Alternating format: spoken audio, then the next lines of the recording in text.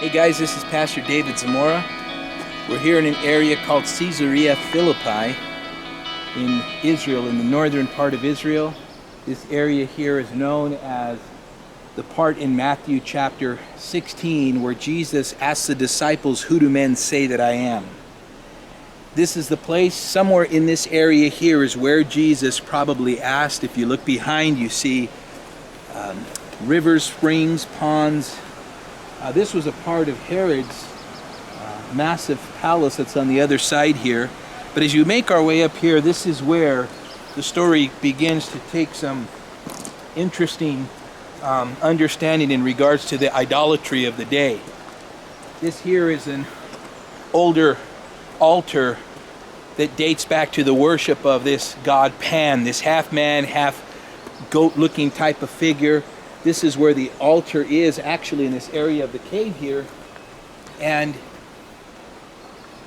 Jesus asked the disciples, "Who do men say that I am?" And remember that it was Peter in Matthew 16 that said, "You are the Christ, the Son of the living God." Jesus asked, "Who do men say that I am?" And they began to say, some say you're Elijah, some say you're a prophet. Then Jesus turned and said, "Who do you say that I am?" And then Peter makes that statement, as I just shared a few moments ago, "You are the Christ, the Son of the living God." And Jesus tells Peter this remarkable statement. He says, "Peter, flesh and blood has not revealed this to you, but my Father who is in heaven." And then he changes his name from Simon Bar-Jonas to Peter. And he says to Peter, "Upon this rock I will build my church, and the gates of Hades shall not prevail against it." Two things I want you to focus on very quickly. Jesus said that upon this rock, upon the statement, the very solid, profound statement that Jesus is the Mashiach, that he is the Messiah, he said he'll build his church. Second thing he said, "And the gates of hell shall not prevail." In one instance, you can look at this place, this altar here, known as the gates of hell, but also Hades, hell, is a reference to death. The point that Jesus was making is that death would conquer.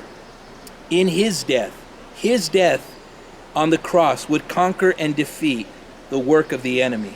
That the statement that came out of Peter's mouth, "You are the Christ, the Son of the living God," that through Jesus' death and burial and resurrection, he would defeat the lies of hell, the power of hell, that death couldn't even death itself that separates us from God, couldn't even separate us from the statement that Peter is making.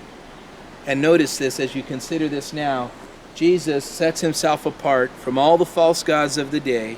Jesus sets himself apart, and Peter says, "You are the Christ, the Son of the living God." This area here behind us is probably one of the areas where it was most likely done, somewhere here. But this was the reference that Jesus was making. He was making this reference to this very place here where the worship of Pan would take place. And so it's just amazing as we kind of come here and we look at this, it reminds us. So the question is this: Jesus said, "Who do men say that I am?" Well, they had every answer. The world will tell you who Jesus is. But I love what Jesus says. He says, "Who do you say that I am?"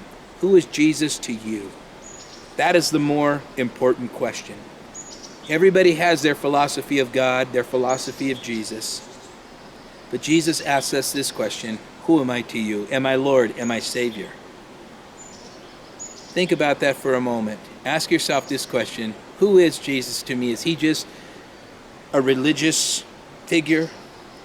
Is he ritualism or ceremonialism? Is he just Sunday morning, once a week service? Or is Jesus truly Lord and Savior of our life? Who do men say that I am?